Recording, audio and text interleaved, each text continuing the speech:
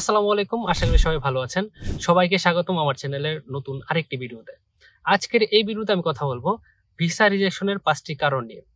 So ভিডিওটি খুবই গুরুত্বপূর্ণ হতে যাচ্ছে। ভিডিওটি না টেনে সম্পূর্ণ দেখুন। ভিডিওটি শুরু হচ্ছে ছোট্ট একটি ইন্ট্রোর পর।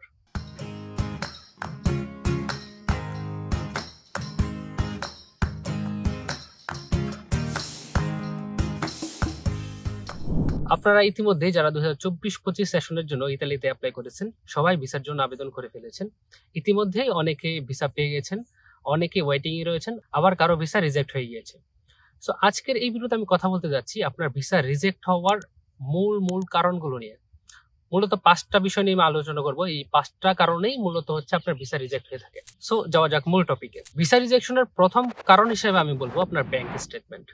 যদি আপনার ব্যাংকে পর্যাপ্ত পরিমাণ টাকা না থাকে অথবা টাকা থাকা সত্ত্বেও যদি প্রপার ট্রানজ্যাকশন না থাকে, তাহলে আপনার ভিসা রিজেক্ট হয়ে যেতে পারে। ফর এক্সাম্পল, আপনার অ্যাকাউন্টে পর্যাপ্ত পরিমাণে টাকা রয়েছে, আপনি 20 লক্ষ টাকা রাখলেন, কিন্তু টাকাটা কিভাবে ব্যাংকে আসলো? হঠাৎ করে আপনি 15 লক্ষ টাকা আপনার ব্যাংকে ডিপোজিট করলেন, আবার হঠাৎ করে আপনি 10 লক্ষ টাকা উইথড্র করলেন। সো এইরকম যদি অনিয়মিত ট্রানজ্যাকশন থাকে বা অসামঞ্জস্যপূর্ণ ট্রানজ্যাকশন থাকে, তাহলে আপনার ভিসা রিজেক্ট হয়ে যেতে পারে। আবার ধরেন আপনার ব্যাংকে যদি পর্যাপ্ত পরিমাণ টাকা না থাকে, ধরুন আপনার ব্যাংকে যদি 10 থেকে 12 লাখ টাকা থাকে, তাহলে আপনার ভিসা রিজেক্ট হওয়ার সম্ভাবনা আছে। কারণ আমরা এই বছর দেখেছি বা গত বছর দেখেছি, যাদের ব্যাংক ব্যালেন্স 15 লাখের উপরে ছিল তারাই মূলত ভিসা পেয়েছে। এর কমও ভিসা হয়েছে, তবে তার সংখ্যা খুবই কম। So exception is not an example. আমি আপনাকে সাজেস্ট করবো আপনার ব্যাংকে 15 লক্ষের বেশি টাকা রাখা। 18-20 লক্ষ টাকা হলে বেশি ভালো হয়। আর ব্যাংকে কত টাকা রাখবেন, কিভাবে রাখবেন, যদি আপনার কাছে পর্যাপ্ত পরিমাণ টাকা না থাকে আপনি কিভাবে ব্যাংক স্টেটমেন্ট দেখাতে পারেন, সেই নিয়ে আমার একটি ভিডিও রয়েছে, আপনি ভিডিওটি দেখে আসতে পারেন। চলে যাই 2 নম্বর কারণে। ভিসা রিজেকশনের 2 নম্বর কারণ হিসেবে আমি বলবো আপনার অ্যাকোমোডেশন। অর্থাৎ আপনি ইতালিতে এসে যে বাসায় থাকবেন, সেই অ্যাকোমোডেশনের যদি আপনার পর্যাপ্ত পরিমাণের প্রমাণ না দিতে পারেন, তাহলে আপনার ভিসা রিজেক্ট হয়ে যেতে পারে। ফর এক্সাম্পল, আপনার ইউনিভার্সিটির ক্যাম্পাস থেকে যদি আপনার অ্যাকোমোডেশন খুব বেশি দূরে হয়, তাহলে হচ্ছে আপনার ভিসা রিজেক্ট করে দিতে পারে। তাছাড়া যদি আপনি যে অ্যাকোমোডেশন নিলেন, যদি সেটা অথেন্টিক কোনো সোর্স থেকে না নিয়ে থাকেন, তাহলে আপনার ভিসা রিজেক্ট হয়ে যাবে। আবার আপনি অথেন্টিক কোনো সোর্স থেকে আপনার অ্যাকোমোডেশন নেওয়ার পরও যদি আপনি পর্যাপ্ত পরিমাণ ডকুমেন্টস জমা দিতে না পারেন, সাপোর্টিভ ডকুমেন্টস যেগুলো থাকে, ধরেন আপনার ল্যান্ডলর্ডের পার্সোনাল ইনফরমেশন, হ্যাঁ, ওইগুলো যদি না দিতে পারেন, তাহলে হচ্ছে ওরা অ্যাকোমোডেশন রিজনটা দেখে আপনার ভিসা রিজেক্ট করে দিতে পারে। আপনি কিভাবে অ্যাকোমোডেশন নেবেন, কিভাবে অ্যাকোমোডেশন দেখালে আপনার ভিসা হতে পারে, সে ব্যাপারে আমি একটি ভিডিও মেক করেছি, আপনি সেটি দেখে আসতে পারেন। এবছর আমরা দেখেছি যাদের ভিসা অলরেডি রিজেক্ট হয়ে গিয়েছে, তাদের অন্যতম একটি কারণ ছিল অ্যাকোমোডেশন। যারা বেশিরভাগ ক্ষেত্রে হচ্ছে হোটেল বুকিং দিয়েছিলেন, তাদেরকে এই বছর রিজেক্ট করে দিচ্ছে, ভিসা দিচ্ছে না। সো আমি সাজেস্ট করবো হোটেল বুকিংটা আপনারা অ্যাভয়েড করেন। আর হচ্ছে আপনি যেই প্ল্যাটফর্ম থেকে অ্যাকোমোডেশন নেন না কেন, আপনি সাপোর্টিভ ডকুমেন্টস হিসেবে আপনার ল্যান্ডলর্ডের পার্সোনাল ইনফরমেশনও আপনার এম্বাসিতে সাবমিট করুন। চলে যাই 3 নম্বর কারণে। আমি 3 নম্বর হিসেবে রাখবো আপনার ইন্স্যুরেন্স। ধরুন আপনি ইন্স্যুরেন্স নিলেন এমন একটি কোম্পানির কাছ থেকে অথবা এমন একটি সোর্স থেকে যেটা ভ্যালিড না, অথবা ভ্যালিড হলেও আপনার এম্বাসি লিস্টেড না, তাহলে আপনার ভিসা রিজেক্ট করে দিতে পারে। ফর এক্সাম্পল, আমরা জানি বিএফএস গ্লোবাল বাংলাদেশ লিস্টেড 20টা ইন্স্যুরেন্স কোম্পানি রয়েছে। আপনি সেখান থেকেই ইন্স্যুরেন্স নিয়ে আপনার ভিসা সাবমিট করতে পারেন। আমরা এই বছর দেখেছি ভিসা রিজেক্ট হওয়ার পিছনে যারা ওয়েটেলি.নেট থেকে ইন্স্যুরেন্স নিয়েছেন, তাদের ভিসা রিজেক্ট করে দিয়েছে।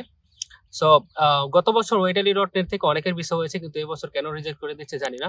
সো যেহেতু রিজেক্ট করে দিচ্ছে, যারা পরবর্তীতে আপিল করবেন বা রিঅ্যাপ্লাই করবেন, বা যারা এখনো অ্যাপ্লাই করেননি অ্যাপ্লাই করবেন, তারা ওয়েটেলি.নেটটা একটু এড়িয়ে চলার ট্রাই করবেন। আপনি হচ্ছে বিএফএস গ্লোবাল বাংলাদেশ লিস্টেড যে 20টা কোম্পানি, তার একটা থেকে নেয়ারই ট্রাই করবেন insurance, health plus travel insurance, এবং 1 বছরের কম যদি ইন্স্যুরেন্স নেন, তাহলেও আপনাকে ডিসক্লেমার দিয়ে দিবে। 4 নম্বর কারণ হিসেবে বলবো আপনার ইন্টেনশন। মাঝে মাঝে আমরা দেখি ভিসা রিজেকশনের কারণ হিসেবে দেয় যে আপনার ইন্টেনশন ক্লিয়ার না, অর্থাৎ your intention is not clear, এই মর্মে আপনার ভিসা রিজেক্ট করে দেয়।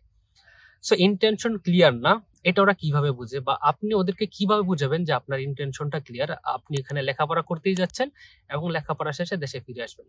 সো এই জন্য আমি আপনাকে সাজেস্ট করবো আপনারা হচ্ছে আপনার ফাইলের পাশাপাশি ফাইলের সাথে আপনি একটা স্টেটমেন্ট অফ পারপোজ বা এসওপি যেটাকে বলে, সেটা সাবমিট দিবেন।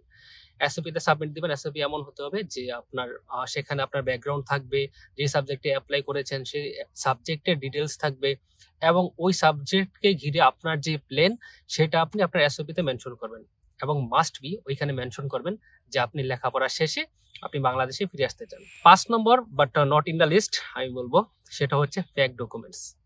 আপনি ফেক ডকুমেন্টস জমা দিলে ভিসা রিজেক্ট হবে, এটা আপনিও জানেন আমিও জানি।